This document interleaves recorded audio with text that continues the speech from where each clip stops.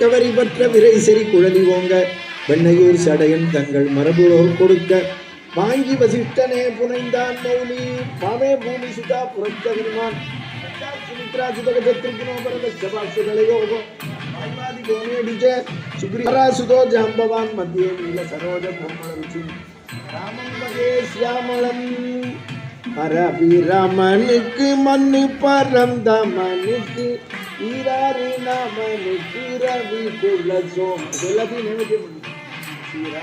ஸ்ரீராமச்சந்திரனுக்கு ஜெயமங்கலம் ராமச்சந்திர ரகுபீரா ராமச்சந்திர ரணதீரா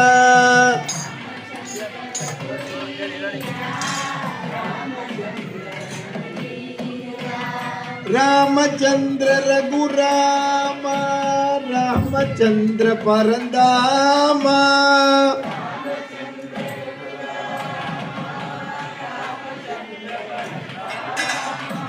ராமச்சந்திர ரகுநாத ராமச்சந்திர ரகுநாத ராமச்சந்திர ஜெகநாத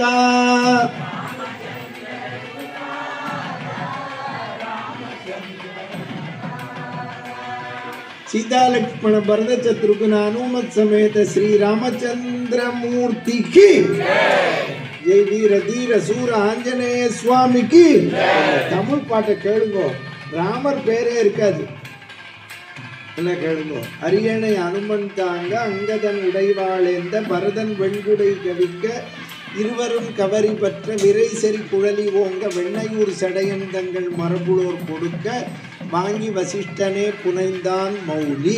இப்போ ராமர் பேரே இல்லை பாருங்க, அனுமார் பேர் இருக்குது, சடைய போழர் பேர் இருக்குது, முன்னோர்கள் அங்கதன் பேர் இருக்குது, லட்சுமணன் சத்ருகுனன் பரதன் பேர் இருக்குது, ஏன் சீதை பேர் இருக்குது. ஏன் இல்லைன்னா குடலி ஓங்கன்னா கைகை வரங்கிறப்போ சீதாராமன் காட்டுக்கு போகணும்னா அதனால தான் எழுதியிருக்கான் சீதாராமன்.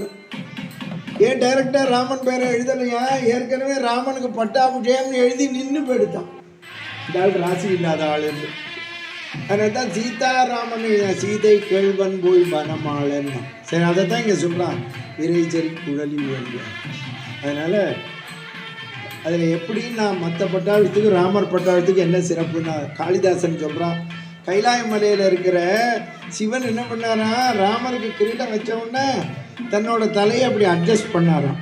பார்வதி கேட்டால் என்னன்னு கிரீடம் சரியாக இருக்கான்னு பார்த்தேன்னா அன்றைக்கி கைகை வரத்தன்னைக்கு வந்தவாளுக்கு தான் தெரியும். தசரதன் கைகை காலில் விழுந்து அழுதான்.